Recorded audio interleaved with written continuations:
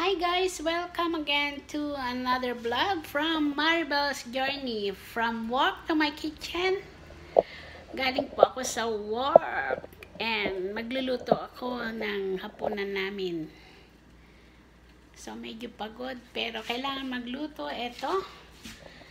Yan. It's a Filipino Style adobo po. Niluto ko sa aking pressure cooker kasi medyo nagmamadali. And rice is almost ready. Yan. Almost ready na rin yung kanin. Yan. I cook jasmine rice.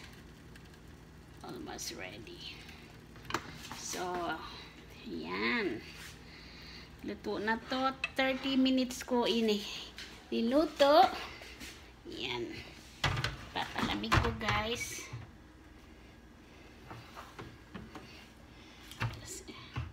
Pressure cooker ko na lang kasi nagmamadali. Yan.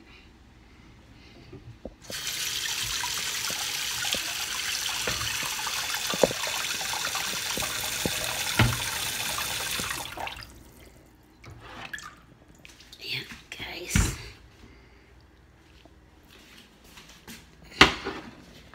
Yan. Ano kaya ang itsura ng adobo? First time ko magluto ng adobo sa pressure cooker. Usually, sa kabali ko lang niluluto. Kaya, yan. Bubuksan natin. Oh, ready na yung kanin.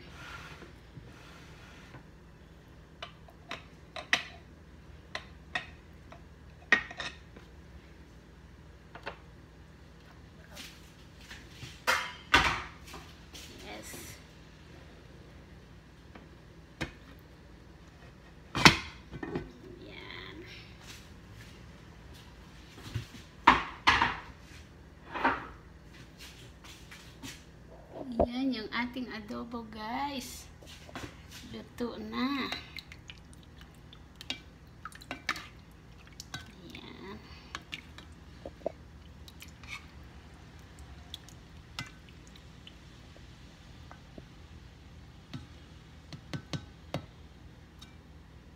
Sobrang nagmamantika.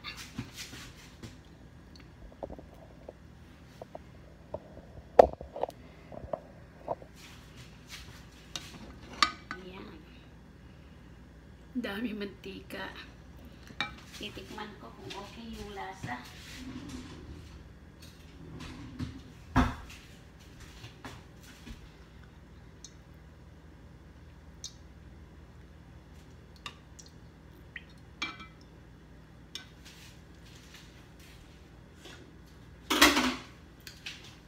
Okay naman yung lasa guys.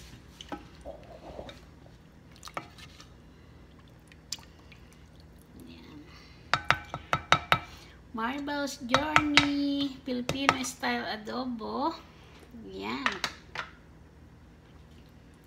30 minutes lang guys, naluto na. So, ideal for a working mom. Ayan. Nilagyan ko lang siya ng dark soya sauce, light soya sauce, black pepper, at saka bay leaves. Yan.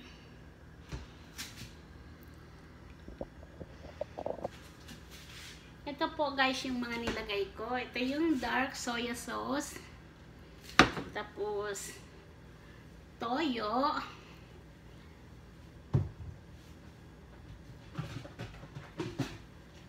Black pepper. At saka yung laurel. At saka konting chicken powder guys.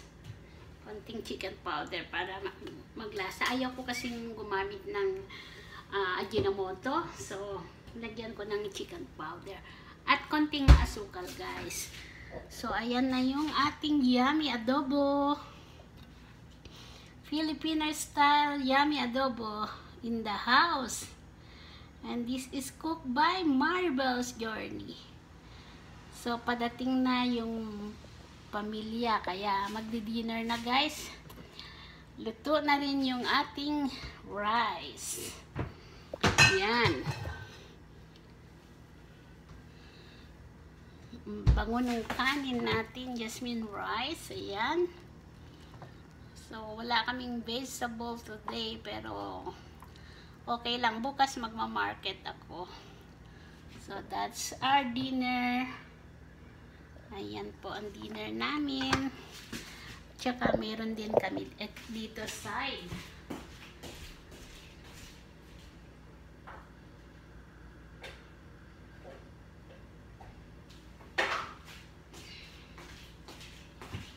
Tsaka, meron din akong bagoong alamang dito guys. So, iinit ko na lang. Meron siyang taba ng baboy.